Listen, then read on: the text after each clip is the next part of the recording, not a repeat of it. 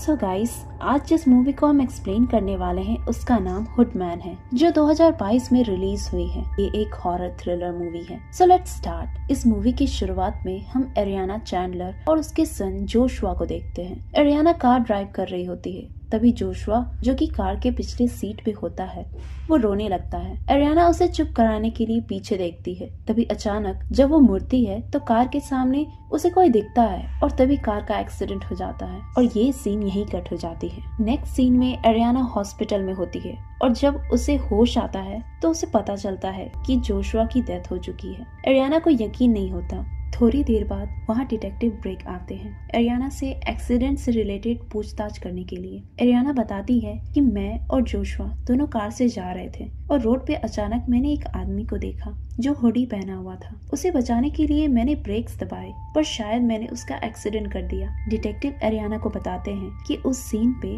हमें और कोई भी बॉडी नहीं मिली सिवाय आपके बेटे की। एरियाना अभी भी विश्वास नहीं कर रही थी कि उसके बेटे जोशुआ की डेथ हो चुकी है। एरियाना बहुत रो रही थी, जिससे नर्स डिटेक्टिव को वहां से जाने को बोलते हैं। नेक्स्ट सीन में एरियाना सोई हुई थी। उसे नाइटमेयर्स आने लगते हैं। तभी उसकी आंख खुलती है और उसे पर्दे के पीछे कोई दिखता है। एरियाना को हुडमैन की परछाई दिखने लगती है, जिससे वो बहुत डर जाती है। तभी वहाँ उसकी फ्रेंड टॉनी आ जाती है, जिसे देख एरियाना को थोड़ा रिलैक्स होता है। टॉनी उसके साथ बैठती है। एरियाना उसे एक्सीडेंट और जोशुआ के बारे में भी बताती है। तभी टॉनी से हमें पता चलता है कि एरियाना के हस्बैंड कोडी का भी डेथ हो चुका है और कोडी ने सुसाइड किया था।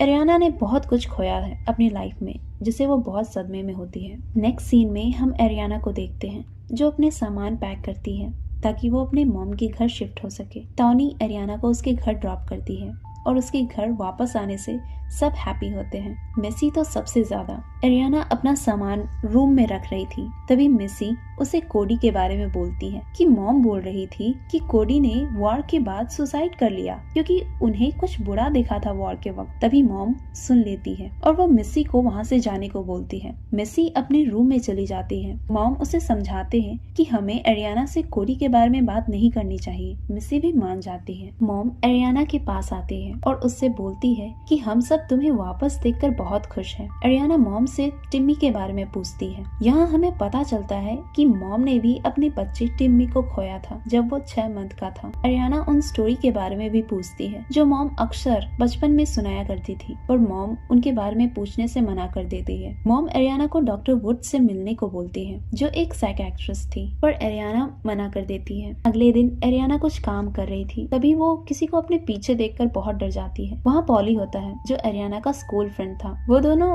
बातें करते हैं और फिर पॉली बोलता है, अगर कोई भी बात हो तो तुम मुझसे आके मिल सकती हो, मैं बगल में ही रहता हूँ। फिर वो वहाँ से चला जाता है। नेक्स्ट सीन में हम डिटेक्टिव को एरियाना के घर देखते हैं। वो एरियाना को पुलिस स्टेशन आने को बोलता है क्योंकि उसे एरियाना से कुछ क्वेश्चंस करने थी। एरियाना चेंज करके वहाँ जाती है। डिटेक्टिव एरियाना से फिर वही सब क्वेश्चन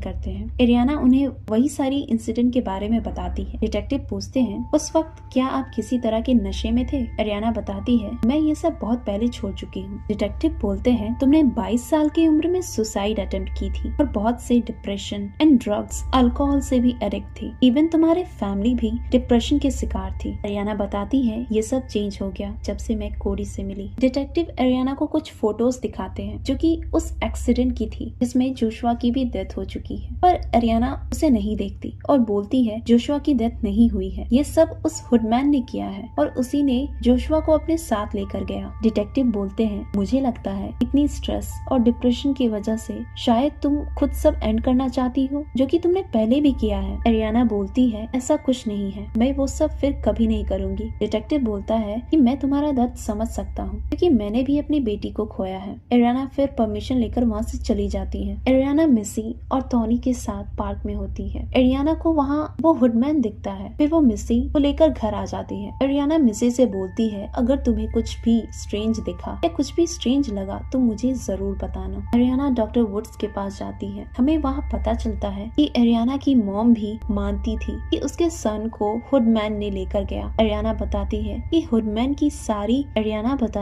कि हुडमैन ही सारे बच्चों को लेकर जाता है और ये स्टोरी नहीं हकीकत है। डॉक्टर वुड्स उसे समझाती है कि तुमने अपने बच्चे को खोया है, जिसकी वजह से तुम्हारे मन में नेगेटिविटी बैठ गई है और तुम ये सब सोच रही हो। ऐसे कंडीशन में लोग अक्सर जो चीज रियल नहीं होती उन्हें भी रियल मानने लगते हैं और तुम्हारे साथ भी यही हो रहा। नेक्स्ट डे हम एरियाना को पॉली के साथ उसके घर पे देखते हैं, जहाँ वो मेसी को स्विमिंग के लिए लाती है ताकि वो भी कुछ अच्छा फील कर सके। नेक्स्ट सीन में एरियाना और टॉनी बात कर रहे होते हैं। टॉनी एरियाना को समझाती है कि जोशुआ की डेथ हो चुकी है और उसे ये मान लेनी चाहिए, पर एरियाना ये एक्सेप्ट नहीं करती। टॉनी बताती है कि जब किसी की सडन मौत हो जाए तो उसकी स्पिरिट्स इस वर्ल्ड में कुछ समय तक रहती है और ये कोई भी एनर्जी हो सकती है। टॉनी बोलती है कि मैंने भी बहुत सी बातें सुनी है किड्स के गायब होने की, उनकी मौत होने की, बट अगर मैं उनकी जगह पे होती तो इन सब के बारे में जरूर रिसर्च करती। नेक्स्ट सीन में हम एरियाना को देखते हैं जो किसी लाइब्रेरी में होती है और वो वहाँ पे हुडमैन की रिसर्च के लिए गई थी। उसे वहाँ पे कुछ जर्नल मिलते हैं जो कि फ्रैंक हैकमैन ने लिखी होती है। हैकमैन ने भी अपनी बच्ची को खोया था और उसे भी लगता था कि हुडमैन रियल है। एरियाना हैकमैन की एड्रेस निकालती है और उससे मिलने जाती है। एरियाना हैकमैन को सब बात बताती है,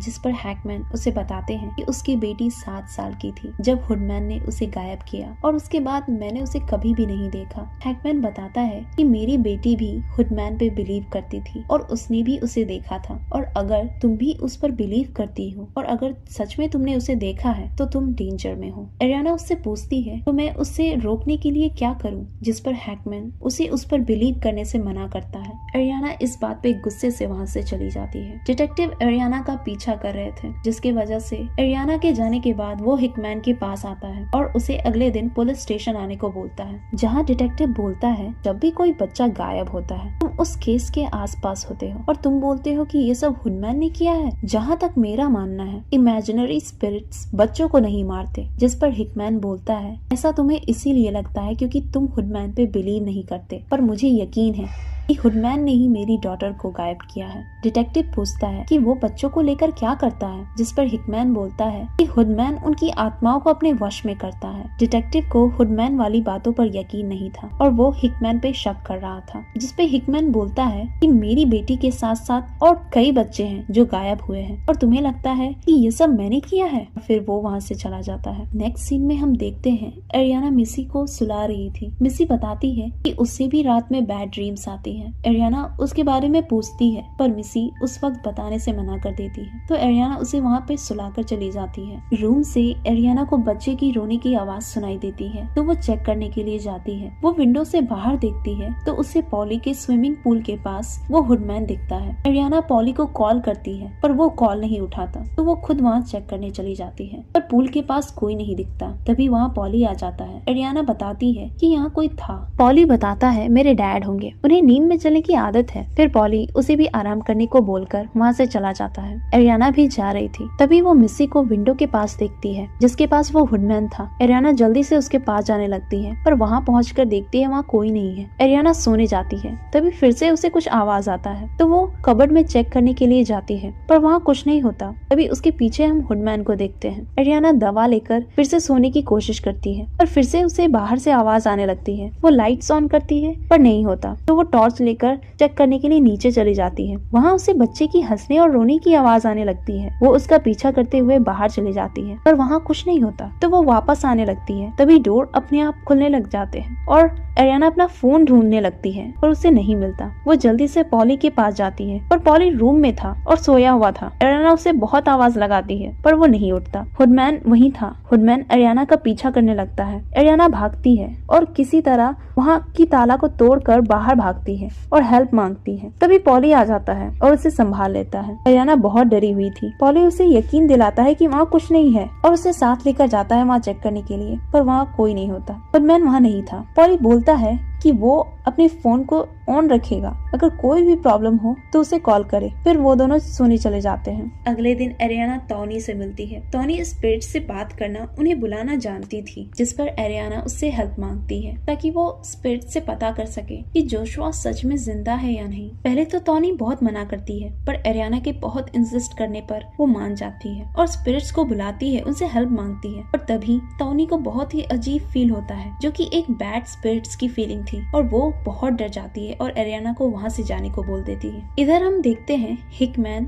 अब इन सब से थक चुका था और आखिरकार उसने खुद को शूट कर लिया। एरियाना उससे मिलने आती है, बट ये सब देखकर वो वापस टॉनी के पास जाती है। इधर एरियाना के आने से पहले ही हुडमैन टॉनी और उसकी बेटी ग्रैबी को लेकर जा चुका था। एरियाना घर वापस आती है और मिस्सी को ढूंढती है, पर मिस्सी वहाँ नहीं मिलती। उसे ऊपर से कुछ आवाज आती है, तो वो वहाँ पर चेक करने जाती है। वहाँ वो हुडमैन एरियाना पे हमला कर देता है। एरियाना उससे किसी तरह बचकर नीचे भागती है। मिस्सी नीचे ही होती है। वो उसे लेकर घर से निकल जाती है और कार में बैठती है। तभी वो देखती है हुडमैन उसके पीछे था। तभी एरियाना को ऐसा लगता है कि वो उसका गला दबा रहा है और एरियाना बहुत कोशिश करती है उसे हटाने की, पर वो नहीं छोड़ता। तभी एरियाना को हिकमैन की बात याद आती है, जिसमें उसने एरियाना को बोला था कि अगर तुम उससे बचना चाहती हो तो उस पर बिलीव करना बंद करना होगा। एरियाना वैसा ही करती है और खुद को पूरी विश्वास दिलाती है कि हुडमैन रियल नहीं है, और एट लास्ट हुडमैन उसे छोड़ देता है और वो वहाँ से चला जाता है। इस सीन के बाद मेरे हिसाब से हुडमैन उन्हीं को दिखता है जो उन पर बिलीव करते हैं, और यही वजह है जिसके कारण एरियाना भी उसके प्रेजेंस को फील करती थी। इसके बाद हम 1 महीने बाद का सीन देखते हैं, जहाँ हम देखते हैं एरियाना कहीं जा रही होती है। नेक्स्ट सीन में मेसी को देखते हैं जो सोई होती है, और तभी उसे भी कुछ आवाज आती है और वो उठकर देखने जाती है। तभी उसे भी वो हुडमैन दिखता है। मेसी टेबल के नीचे छिप जाती है। तभी हुडमैन उसे भी खींचकर अपने साथ लेकर चला जाता है, और ये मिस्ट्री ही रह जाती है। सो गाइस, अगर आपको ये मूवी पसंद आई हो तो वीडियो को लाइक कर देना, और ऐसी ही वीडियोस के लिए चैनल को सब्सक्राइब कर देना।